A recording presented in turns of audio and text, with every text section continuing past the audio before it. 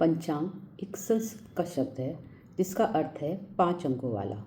यह एक वैदिक ज्योतिष ग्रंथ है जिसका उपयोग समय के मापन के लिए एवं ज्योतिष शास्त्र में बहुत सी अन्य गणनाओं के लिए यूज़ होता है। इसका उपयोग सिर्फ भारत में ही नहीं, Burma, Sri Lanka, Thailand, Bangkok, Nepal में शुभ मुहूर्त के लिए व त्यौहार के निर्धारण के लिए होता है। पंचांग में समय गणना के लिए 5 अंग होते हैं। पहला है वार, जिसको डे कहते हैं। दूसरा है तिथि, महीने की तिथि, जैसे कि द्वितीया, तृतीया, सप्तमी, अष्टमी, चतुर्दशी, पूर्णिमा, अमावस्या, ये सब महीने की तिथियां होती हैं। तीसरा है करण, जिसको कि हम लोग अर्धचंद्र दिवस भी बोलते हैं। चौथा नक्षत्र, पांचवा योग। पांचों अंग हमारे यूनिवर्स के जो 5 एलिमेंट हैं उसको डिनोट करते हैं। जल, वायु, अग्नि, पृथ्वी व आकाश। जैसा कि हम लोग डिस्कस कर रहे थे, पंचांग 5 अंगों से मिलकर बना है। पहला अंग है दिन, देन सेकंड इज तिथि, थर्ड करण, फोर्थ नक्षत्र एंड फिफ्थ योग। ये पांचों के पांचों अंग आपके जो पूरा जो समय मापन है इसमें किसी न किसी चीज़ को डिकोड करते हैं।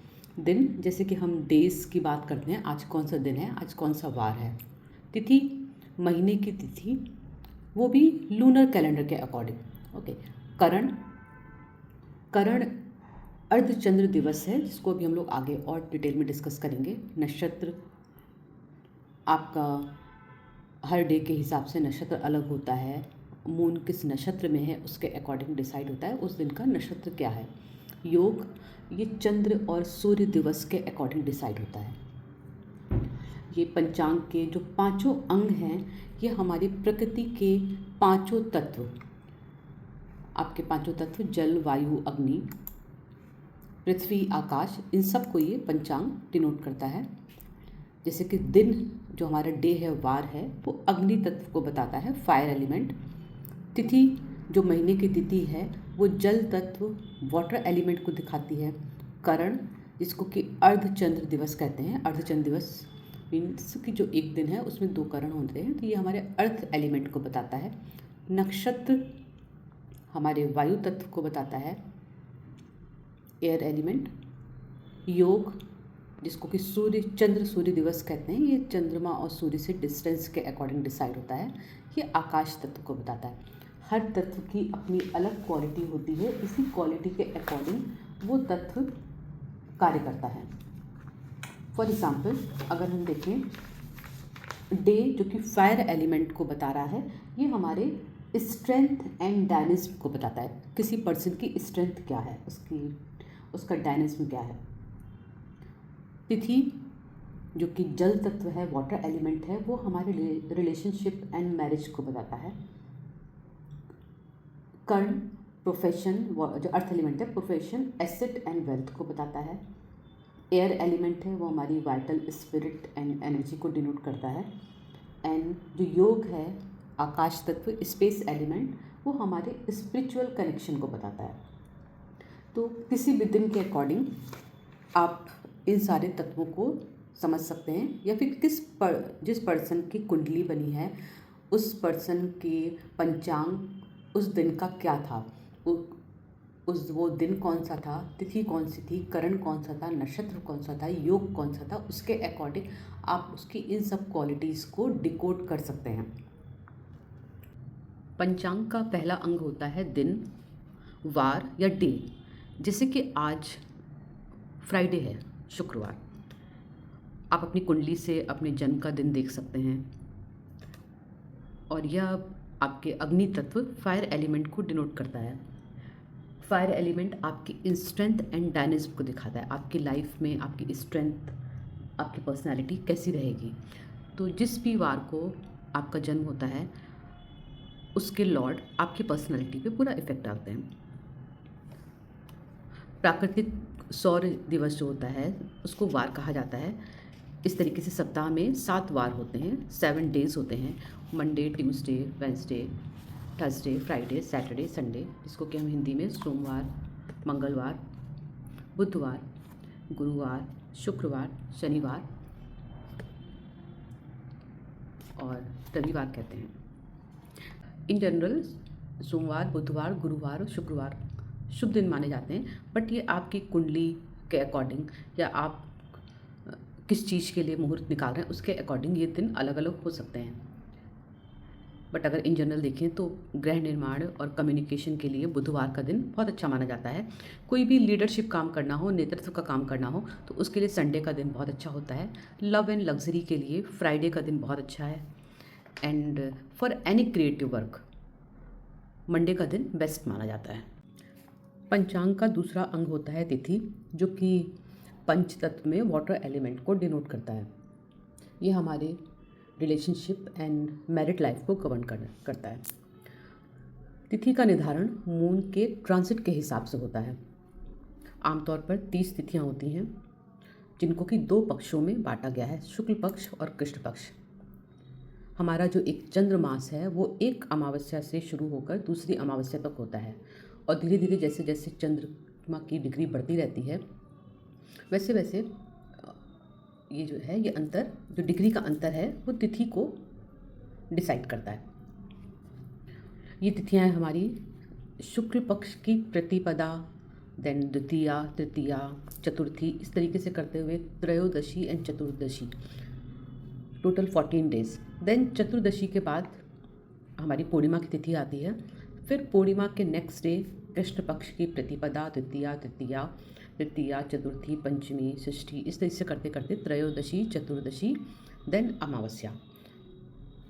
तो ये जो शुक्ल पक्ष की प्रतिपदा से लेकर अमावस्या तक ये टोटल 30 दिनों का चंद्रमास होता है।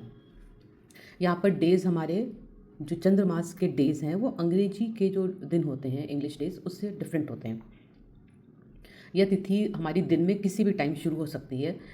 इसका जो एक तिथि का समय होता है वो 19 आवर्स का होता है। हमारे जितने भी फेस्टिवल हैं वो सब तिथियों पे डिपेंड करते हैं, क्योंकि हम उस पर्व और त्यौहार में उस देवता की पूजा करते हैं जो देवता उस तिथि के अधिपति होते हैं। फॉर एग्ज़ाम्पल, गणेश जी की पूजा चतुर्थी को होती है, नाग देवता की पूजा पंचमी को होती है, छठ पर्व षष्ठी को और सप्तमी दोनों दिन ही मनाते हैं। उदयकालीन सूर्य को अर्घ सप्तमी को दिया जाता है। इसी तरह से पूर्णिमा और होली पूर्णिमा में और दीपावली अमावस्या को होती है। तो ये हमारे जो तिथि इस तरीके से हमारे बहुत सारे फेस्टिवल को डिसाइड करती है। पंचांग का तीसरा अंग करण होता है, या अर्थ एलिमेंट को डिनोट करता है। ये हमारे प्रोफेशन, एसेट एंड वेल्थ पे इफेक्ट डालता है। करण सूर्य और चंद्रमा के 6 डिग्री के अंतर से तय किया जाता है। तो ये अंतर हमारे टोटल 11 करण को डिसाइड करते हैं। ये टोटल हमारे 11 करण हैं: बव, वालव, तैतिल, गर, वाणिज्य, विष्टि, जिसको भद्रा भी कहते हैं, शकुनी, चतुष्पद, नाग एंड कृष्णधुन। एक तिथि में 2 करण होते हैं। जिस भी तिथि में आपका जन्म हुआ है वो उस तिथि में जो भी करण पड़ा है वो आपके पेशे और धन पर पूरी लाइफ इफेक्ट डालेगा। कौन सा करण किस कार्य के लिए इम्पॉर्टेंट है, यह भी बहुत ध्यान देने वाली बात होती है, बिकॉज पंचांग में कई बार मुहूर्त का निर्धारण करण के अकॉर्डिंग भी होता है। फॉर एग्जाम्पल, इन जनरल तैतिला करण is good for business and trade, but जब किसी भी जातक के लिए हम करण के अकॉर्डिंग मुहूर्त निकालते हैं, देन हमें वहाँ पर उस पर्सन की पर्सनल कुंडली एंड वो किस कार्य के लिए मुहूर्त निकाल रहा है, इसको अच्छे से एनालाइज करना पड़ता है। पंचांग का चौथा अंग है नक्षत्र, जो कि एयर एलिमेंट को डिनोट करता है। एयर एलिमेंट हमारी वाइटल स्पिरिट एंड एनर्जी को मेंटेन रखता है। आप जिस भी नक्षत्र में पैदा हुए हैं वो आपकी लाइफ लॉन्ग एनर्जी कैसी रहेगी एंड आपकी वाइटल स्पिरिट कैसी होगी, इसको डिकोड करता है। वैदिक ज्योतिष के अनुसार हमारी जो आकाश गंगा है उसको 27 भागों में डिवाइड किया गया है, जिसे नक्षत्र के नाम से जाना जाता है। इन 27 नक्षत्रों के बीच में मून 27.3 डेज में ट्रैवल करता है। इसका मून का जो पूरा ट्रांजिट है इन नक्षत्रों के बीच में से 27.3 डेज में पूरा होता है।